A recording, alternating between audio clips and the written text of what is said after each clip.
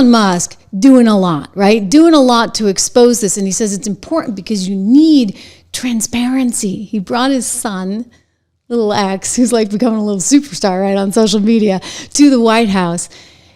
Introduced him again to the president. The president's becoming like kind of like an uncle to him. But here's little X and Elon talking about this. It created quite a stir. I want you to see it first because Whoopi Goldberg and Joy Behar were just, well, you know, back to name calling. And now they're going after a little kid, this little tyke.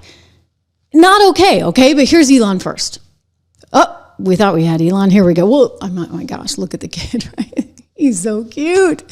That's X. And Donald Trump, I'm just going to tell you, he loves kids. He absolutely loves kids. So X has like, you know, a standing invite at the White House. Here's Elon with his son. If there's not a good feedback loop from the people to the government, and if you have rule of the bureaucrat, if the bureaucracy is in charge, and then what meaning does democracy actually have? If the people cannot vote and have their will be decided by their elected representatives in the form of the president and the Senate and the House, then we don't live in a democracy. We live in a bureaucracy. So it's incredibly important that we close that feedback loop, we fix that feedback loop, and that the public's elected representatives, the president, the House, and the Senate, decide what happened. So, he's an adorable kid. AJ, thank you for your generosity. I'm going to get to everybody's comments. I so appreciate all you being here. Make sure that you subscribe to the channel, hit the bell, hit the alert. That is Elon Musk with his son. And you know what? The ladies on The View are so bad that they went there. Okay? Unacceptable. I mean, if there's anything that ought to get them fired, it should be this. So yesterday, Elon Musk took his son X to a press conference. I did not name the child. And I don't want to hear any more mess about our names, okay? Okay? Oh. Anywho, he took little X. Funny. And little Instagram. He doesn't own Instagram. He doesn't own Instagram. He just took little X with him to a press conference in the Oval Office to defend himself against critics who say he should not have the power to gut the federal agency. Excuse me. First of all, does Joy Behar not know the difference between X, formerly known as Twitter, and Instagram? That was unnecessary. Really, really, really unnecessary. But again, it goes back to what I'm saying. Like, they get nothing. And when you get nothing, you resort to name calling, you know, the D word, and you resort to going after someone's kids. That's how bad this is. That's how scared they are. Listen, I think it's unacceptable. I would say this, you know, Donald Trump, I'm going to tell you, he loves kids. And it's funny because I think about even, you know, J.D. Vance and his kids. Did you guys see this at the inauguration? I mean, this was such a great video.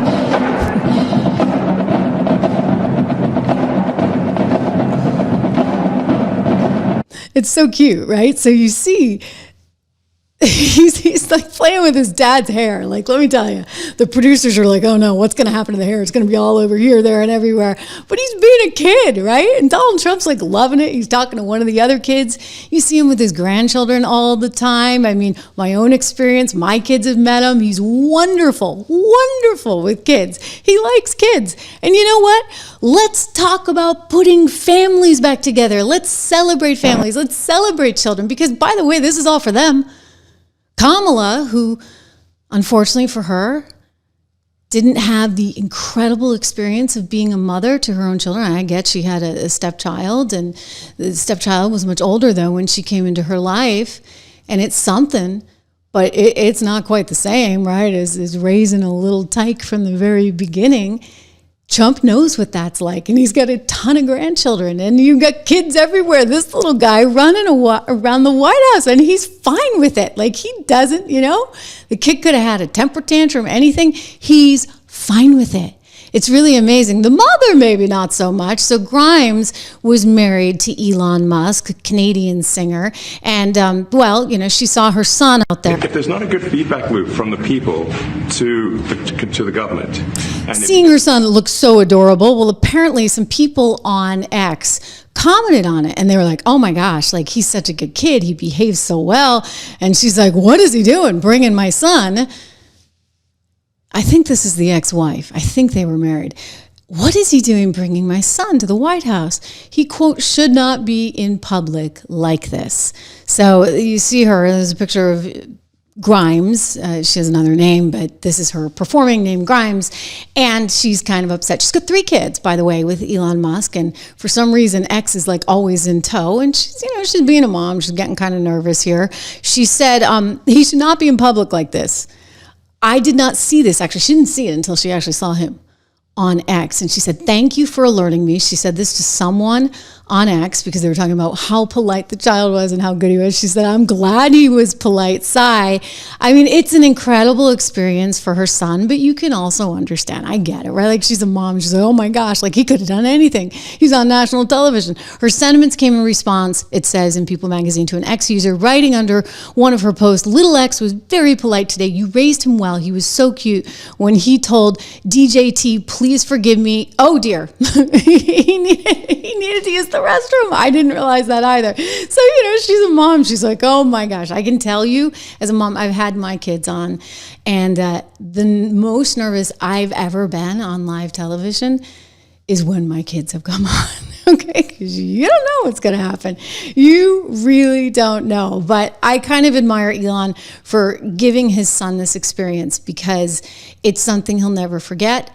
And it's bringing something that's obviously quite mysterious into this child's life at a really young age. So I understand how the mom feels. I know it's nerve-wracking, but it's pretty damn cool. And you got a president who's cool with it. Think of that for a second, okay? Like, can you imagine? Can you imagine any other president being so cool with that? You got kids everywhere. I mean, again, here's the other great example of JD Vance's kids, young families. Like, let's celebrate this because isn't this for them, for the future? Speaking of the future, think about your future.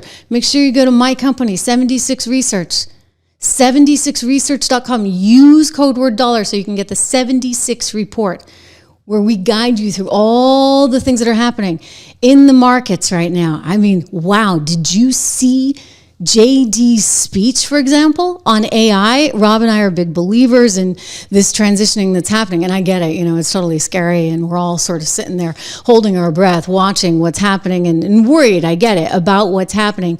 But it is happening. The train has left the station. And so in some ways, you want to be able, don't you? You want to be able to participate in whatever the upside is going to be. And I would say, like, there was just this amazing, let me see if I can find it for you, this amazing clip of JD speaking in Paris just yesterday there on the importance and significance of AI and how America's going to lead the way. And I want to compare and contrast it with Kamala talking about the same issue, which, you know, she'll say.